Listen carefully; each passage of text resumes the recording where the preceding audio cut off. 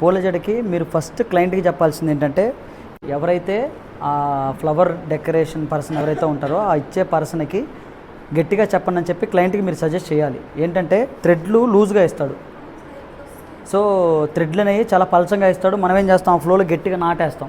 ఆ నాటేసినప్పుడు ఊడిపోతాయి. అవి ఊడిపోయినప్పుడు ఏంటి అంటే అతని మిస్టేక్ వల్ల ఊడిపోయినాయి అని చెప్పి చూసే పీపుల్ అనుకోరు, మనం పూల జడ సరిగా లేదని చెప్పి ఓవరాల్ లుక్కే పాయింట్ చేస్తారనమాట. ఓకే, అలాంటి మిస్టేక్ అవ్వకుండా ఉండాలంటే మీరు పూల జడ తీసుకునేటప్పుడు థ్రెడ్లు కొంచెం స్ట్రాంగ్ థ్రెడ్లు ఇవ్వండి అని ఒక మాట మీరు మెన్షన్ చేయండి. అప్పుడు ఏంటంటే వాళ్ళు ఏం చేస్తారు, కొంచెం స్ట్రాంగ్ థ్రెడ్లు ఇస్తారు కాబట్టి అంత హడావుల్లో మీరు ఏం చేస్తారంటే గట్టిగా వేస్తారు పొరపాటున. ఆ గట్టిగా వేసినప్పుడు తెగిపోవడానికి కూడా ఛాన్సెస్ ఉంటాయి. సో అంటే మీరు జడ ఎలా వేసినా ఓవరాల్ పైన ఫ్లవర్స్తో కవర్ చేయొచ్చు అనమాట, ఆ థ్రెడ్లు స్ట్రాంగ్గా ఉన్నప్పుడు. అదే థ్రెడ్లు స్ట్రాంగ్గా లేవనుకోండి, అదేమంటారంటే జడ సరిగా వేయలేదు, ఆ పూలన్నీ ఊడిపోతున్నాయి, ఆ వేణీస్ ఇక్కడ వేసిన వేణీస్ ఇక్కడ దాకా వస్తున్నాయి అనే చిన్న చిన్న కంప్లైంట్లు వస్తూ ఉంటాయి. అవి రాకుండా ఉండాలంటే థ్రెడ్లు నీట్గా కట్టాలి. అండ్ మన స్టైల్ ఎలా ఉంటుందంటే వితౌట్ థ్రెడ్, అంటే సూది దారం లేకుండా కూడా వేణీస్ ఎలా స్ట్రాంగ్గా నిలబెట్టాలి.